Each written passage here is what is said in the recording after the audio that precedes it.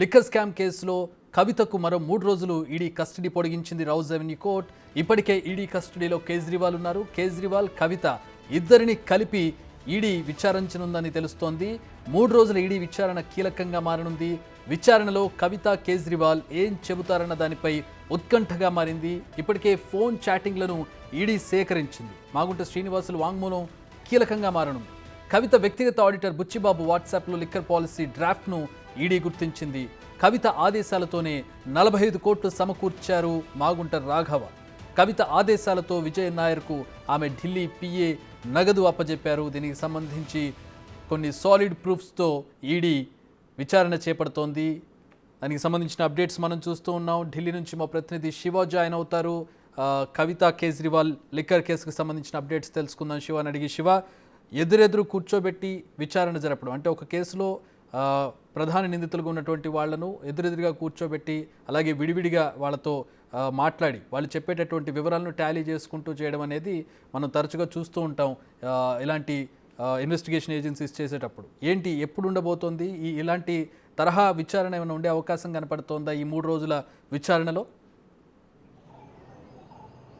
Right, డెఫినెట్గా చక్రి, ఈ Delhi liquor స్కామ్కు సంబంధించి ఈడీ విచారణ కీలక దశకు చేరిందని చెప్పాలి. ప్రధానంగా చూసుకుంటే ఇప్పటికే అరవింద్ కేజ్రీవాల్కు 6 రోజుల ఈడీ కస్టడీ ఇచ్చారు. ఈరోజు కవిత విచారణ, కవిత ఈడీ కస్టడీ ముగియనుండడంతో ఈరోజు ముగిసింది. అయితే మరో 5 రోజులు కస్టడీ పొడిగించాలని రౌజ్ అవెన్యూ కోర్టులో కావేరీ బవేజ ముందు తమ వాదనలు వినిపించారు. ఇక వాదనలు వినిపించిన తర్వాత 3 రోజుల ఈడీ కస్టడీ అయితే కవితకి ఇచ్చారు. ఇక ఈ 3 రోజుల విచారణ అనేది అత్యంత కీలకంగా మారబోతోంది. ఢిల్లీ లిక్కర్ స్కామ్లో కీలకంగా వ్యవహరించిన 2 సూత్రధారులు, దానిలో పాత్రధారులు, మొత్తం అందరూ కూడా ఢిల్లీ లిక్కర్ స్కామ్కు సంబంధించి ఈడీ విచారణలో అనేక వాస్తవాలను వారి దగ్గర వాంగ్మూలం రూపంలో ఇచ్చారు. కాబట్టి స్టేట్మెంట్ అంతా కూడా వారి దగ్గర ఉంది. అనేక ఆధారాలను ఈడీ అధికారులు వారి దగ్గర పొందుపరిచారు. అనేక అభియోగాలను కూడా ఏదో ఢిల్లీ లిక్కర్ స్కామ్కు సంబంధించి ఇప్పటివరకు ఎవరైతే నిందితులుగా ఉన్నారో వారందరూ అప్రూవర్గా మారే సందర్భంలో రౌజ్ అవెన్యూ కోర్టులో గత న్యాయమూర్తి ఎంకే నాగ్పాల్ ముందు 164 సిఆర్పిసి కింద అభియోగాలు వారు వాంగ్మూలం ఇస్తూ కూడా స్టేట్మెంట్ను రికార్డ్ చేశారు, వాంగ్మూలం ఇచ్చారు. వాంగ్మూలం ఇచ్చే సందర్భంలో అప్రూవర్గా మారుతూ కొన్ని కీలక ఆధారాలను, అంశాలను కూడా రౌజ్ అవెన్యూ కోర్టులో ఎంకే నాగ్పాల్కు కోర్టులో సమర్పించారు. సమర్పించిన తర్వాత ఈడీ వాటిని స్వాధీనం చేసుకుని విచారణ ప్రారంభించారు. విచారణ ప్రారంభించిన తర్వాత కవితకు నోటీసులు ఇవ్వడం కానీ, ఇటు అరవింద్ కేజ్రీవాల్కు నోటీసులు ఇవ్వడం కానీ చేశారు. ఇద్దరు కూడా ఈడీ ఎదుట విచారణకు హాజరు కాలేదు. ఇక ఫైనల్గా కవితను ఈడీ అధికారులు అరెస్ట్ చేశారు. అరెస్ట్ చేసిన మరో 2 రోజుల్లోనే అరవింద్ కేజ్రీవాల్ను కూడా నోటీసులు ఇచ్చినప్పటికీ అరవింద్ కేజ్రీవాల్ విచారణకు హాజరు కాలేదు. ఇక మొన్న నైటు అరవింద్ కేజ్రీవాల్ అరెస్ట్ చేసి నిన్న ఈ కోర్టుకు తరలించారు. కోర్టు తరలించిన నేపథ్యంలో 6 రోజుల ఈడీ కస్టడీ ఇచ్చారు. ఇక కవితకు సంబంధించి 3 రోజుల ఈడీ కస్టడీ ఇది అత్యంత కీలకంగా మారుతుంది. మనం ప్రజెంట్ ఈడీ కార్యాలయం వద్ద ఉన్నాం. ఈ ఈడీ కార్యాలయంలోనే అరవింద్ కేజ్రీవాల్ కానీ, కవిత కానీ ఉన్నారు. ఇక ఈ 3 రోజుల విచారణలో పలు కీలక విషయాలు రాబట్టే అవకాశం కనిపిస్తుంది. గత 7 రోజుల విచారణలో కవిత నుంచి కొంత సమాచారాన్ని సేకరించాము. దానికి సంబంధించి మరోవైపు కుటుంబ వ్యాపారాలకు సంబంధించి కవితను ప్రశ్నించిన నేపథ్యంలో ఇప్పటి వరకు ఎటువంటి సమాధానాలు చెప్పడం లేదు. కుటుంబ బంధువులు కానీ వారి మేనల్లుడిగా చెప్తున్న వ్యక్తికి సంబంధించి తన మేనల్లుడు ఎవరైతే శరణ్ అనే ఒక పేరైతే బయటకు వస్తుంది. ఆ శరణ్ ఈడీ అధికారులు చెప్తున్నారు. మేకా చరణ్ అనే వ్యక్తి కవిత మేనల్లుడిగా కూడా ఈడీ అధికారులు అభియోగాలు నమోదు చేస్తున్నారు. కవిత అలాగే సమీర్ మహేంద్రు, మేకా చరణ్ వీరిద్దరి మధ్య కూడా ఆర్థిక లావాదేవీలకు సంబంధించి ట్రాన్సాక్షన్స్ జరిగాయి. వ్యాపార సంబంధాలతో శరణ్కు కూడా సంబంధాలు ఉన్నాయనేది ఈడీ అధికారులు అభియోగాలు నమోదు చేస్తున్నారు. ఇక గతంలో 15వ తేదీన హైదరాబాద్లో కవిత నివాసంలో విచారణ చేసే సందర్భంలో కూడా 3 ఫోన్లను సీజ్ చేశారు. వారిలో మేకా శరణ్ కూడా ఒకరు. మరోవైపు ఇటు పిఆర్ఓ రాజేష్, రోహిత్ రావు వీరు 3 ఫోన్లు సీజ్ చేశారు. తర్వాత 2 రోజుల తర్వాత 3 కూడా విచారణకు పిలిచిన నేపథ్యంలో ఇటు రోహిత్ రావు కేవలం రాజేష్ మాత్రం విచారణకు హాజరయ్యారు. శరణ్ మాత్రం విచారణకు హాజరు కాలేదు. ఈ నేపథ్యంలోనే కొన్ని అనుమానాలు వ్యక్తం చేస్తున్నారు.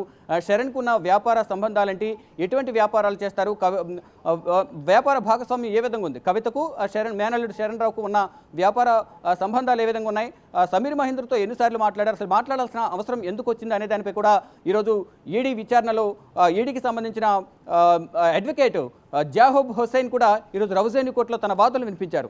సమీర్ మహేంద్రను శరణ్ను విచారించేందుకు, ఇద్దరిని కలిపి విచారించేందుకు ఆదేశాలు ఇవ్వాలనేది కూడా న్యాయమూర్తి ముందు ఈడీ తరపున వాదనలు వినిపించారు. వాదనలు వినిపించిన తర్వాత ఇటు కొన్ని ఆధారాలు కూడా మేము కోరాము, ఆధారాలు ఇవ్వలేదనేది ఈడీ తరపున వాదనలు వినిపించారు. మరోవైపు ఇటు కవిత తరపున కూడా వాదనలు వినిపించారు. ప్రజెంట్ కవిత ఈడీ కస్టడీలో ఉన్నారు కాబట్టి ఆధారాలు ఏ విధంగా సమర్పిస్తారు, బయటకు వచ్చిన తర్వాత ఆధారాలు అనేవి ఇస్తారనేది వారు కూడా వాదనలు వినిపించారు.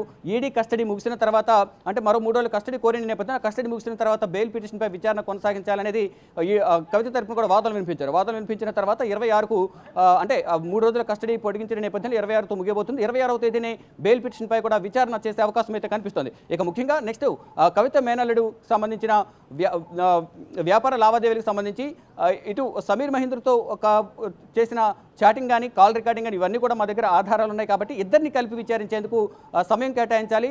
ఇటు అరవింద్కి మరోవైపు ఇటు ఢిల్లీ లిక్కర్ స్కామ్ సంబంధించి సమీర్ మహేంద్ర కూడా కీలకంగా వ్యవహరించారు. ఇండస్ స్పిరిట్ అధినేతగా సమీర్ మహేంద్ర ఉన్నారు. ఆ సమీర్ మహేంద్ర కంపెనీలోనే 33% వాటాను కవిత అరుణ్ రామచంద్ర పిల్లాని బినామీగా పెట్టి కొనుగోలు చేశారు. దాని ద్వారా ఎక్కువ లబ్ధి పొందారనేది ఈడీ అభియోగాలు నమోదు చేసింది. దానిలో భాగంగానే సమీర్ మహేంద్ర కవిత మేనల్లుడు మేకా శరణ్ ఇద్దరిని కలిపి విచారించాలి. కస్టడీ కూడా కోరే అవకాశం అయితే కనిపిస్తుంది. సమీర్ మహేంద్రను కస్టడీకి ఇవ్వాలని కూడా ఒక పిటిషన్ దాఖలు చేశారు సమీర్ మహేంద్రకు సంబంధించి. ఇక శరణ్ కూడా ఈరోజు ఇక్కడ తీసుకొచ్చే అవకాశం అయితే కనిపిస్తోంది. ఒక పక్కన ఉదయం 6:30 నుంచే హైదరాబాద్లో ఈడీ సోదాలు కొనసాగిస్తున్నాయి కవిత బంధువులలో. అలాగే మరోవైపు కవిత భర్త అనిల్ సోదరి ఇంట్లో కూడా ఈరోజు ఈడీ అధికారులు సోదాలు చేస్తున్నట్టు తెలుస్తుంది. ఎవరైతే శరణ్ పేరు వినిపిస్తుందో ఆ శరణ్ కూడా ఢిల్లీ తరలించే అవకాశాలు అయితే ఈరోజు ప్రధానంగా కనిపిస్తున్నాయి. అతన్ని తరలించిన తర్వాత సమీర్ మహేంద్ర కూడా నోటీసులు ఇచ్చి సమీర్ మహేంద్రని పిలిచి ఈడీ కార్యాలయంలో విచారణ చేసే అవకాశం అయితే ప్రధానంగా కనిపిస్తోంది. అంటే ఈ 3 రోజుల విచారణలో శరణ్ అలాగే కవిత మేనల్లుడు శరణ్ ఇటు సమీర్ మహేంద్ర ఇండో స్పిరిట్ అధినేత సమీర్ మహేంద్ర కవిత వీరి ముగ్గురిని కలిసి విచారించే అవకాశం కనిపిస్తుంది. అంటే మీరు అన్నట్టుగా ఎదురుబెదురు కూర్చోబెట్టి నిజ నిర్ధారణ కన్ఫంటేషన్ పద్ధతిలో విచారించే అవకాశం అయితే కనిపిస్తుంది. మరోవైపు విడివిడిగా మరోవైపు కన్ఫంటేషన్ నిజ నిర్ధారణ ఇద్దరిని అంటే విడివిడిగా విచారించే సందర్భంలో వారు ఏం చెప్తున్నారు, తర్వాత కలిపి మాట్లాడినప్పుడు ఏం చెప్తున్నారు అనేది కూడా స్టేట్మెంట్ రికార్డ్ చేస్తారు. రికార్డ్ చేసిన తర్వాత మరోవైపు గతంలో ఏదైతే వీరు మాట్లాడుకున్న సంభాషణ కాల్ రికార్డ్స్ కానీ కాల్ డేటా మరోవైపు వాట్సాప్ చాటింగ్ కానీ ఆ స్క్రీన్ షాట్లన్నీ కూడా వారి దగ్గర ఉన్న నేపథ్యంలో అవన్నీ కూడా వారు ముందు పెట్టి వీటిపై కూడా ప్రధానంగా ప్రశ్నించే అవకాశం అయితే ప్రధానంగా కనిపిస్తోంది. ఇటు కవితకు సంబంధించి 3 రోజుల విచారణ అనేది అత్యంత కీలకంగా మారింది. మరోవైపు అరవింద్ కేజ్రీవాల్ కూడా ఇదే ఈడీ కార్యాలయంలో 28 వరకు ఉండబోతున్న నేపథ్యంలో ఈలోపే కవిత కస్టడీ 26తో ముగుస్తున్న నేపథ్యంలో 26 తర్వాత బెయిల్ పిటిషన్పై విచారణ ఉంటుంది. ఆ తర్వాత 26 తర్వాత జ్యుడిషియల్ రిమాండ్కు పంపించే అవకాశం అయితే ఎక్కువగా కనిపిస్తుంది. జ్యుడిషియల్ రిమాండ్ 14 రోజులు ఇవ్వబోతున్నారు. అది అక్కడి నుంచి ఈడీ కార్యాలయం నుంచి తిహార్ జైలుకు తరలిస్తారు. ఈలోపు బెయిల్ పిటిషన్పై వాదనలు ప్రతివాదనలు కొనసాగి ఒకవేళ బెయిల్ వస్తే మాత్రం తిహార్ జైలు నుంచి విడుదల చేస్తారు. బెయిల్ రాని పక్షంలో మళ్ళీ బెయిల్ పిటిషన్ దాఖలు చేయడం, అక్కడ కాని పక్షంలో హైకోర్టుకు వెళ్ళడం, అక్కడ నుంచి అక్కడ రాని పక్షంలో సుప్రీంకోర్టుకు వెళ్ళడం, ఇలా బెయిల్పై వాదనలు ప్రతివాదనలు అనేది జరుగుతూనే ఉంటాయి. ఇక్కడ ఈ 3 రోజుల వ్యవధిలో ప్రధానంగా ఏదైతే ఈరోజు ఈడీ వాదనలు ఏదైతే వినిపించిందో వారం రోజుల కస్టడీలో విచారణకు సహకరించలేదు కాబట్టి కస్టడీ సమయం పొడిగించాలి. మరికొంతమంది నుంచి అంటే 4 వ్యక్తుల నుంచి మేము సమాచారం సేకరించాము. గతంలో ఏదైతే ఈడీ విచారణ సందర్భంలో కవిత ఫోన్లను సబ్మిట్ చేశారో 10 ఫోన్లను మొత్తం ఆ డేటా అంతా రికవరీ చేసే సందర్భంలో కొంత డేటా మాత్రమే దాంట్లో ఉంది, కొంత డేటాను డిలీట్ చేశారనేది కూడా మాకు రిపోర్ట్ ఉంది. అందువల్లే మొత్తం దీనిలో సంబంధాలు ఉన్న వారిని అందరినీ కూడా విచారించాల్సి ఉంటుంది. కాబట్టి కవిత ఈడీ కస్టడీ అనేది పొడిగించాలనేది ప్రధానంగా వారు వాదనలు వినిపించారు. 5 రోజుల కస్టడీ కోరిన నేపథ్యంలో 3 రోజుల కస్టడీ మాత్రమే న్యాయమూర్తి కావేరి బవేజా ఇచ్చారు. ఇక అరవింద్ కేజ్రీవాల్కి సంబంధించి 28 వరకు అరవింద్ కేజ్రీవాల్ ఈడీ కస్టడీ ఉంది కాబట్టి ఈలోపే కవితను అరవింద్ కేజ్రీవాల్ను కలిపి కూడా విచారించే అవకాశం అయితే కనిపిస్తోంది. అంటే రేపు లేదా ఎల్లుండి సమీర్ మహేంద్రను ఈరోజు హైదరాబాద్ నుంచి మేనల్లుడు మేకా శరణ్ కూడా ఢిల్లీ తరలించే అవకాశం కనిపిస్తుంది. వీరందరినీ తరలించిన తర్వాత మొత్తం ఒకరి తర్వాత ఒకరిని ఒకరోజు విచారిస్తారా 2 రోజులు విచారిస్తారా అనేది చూడాలి.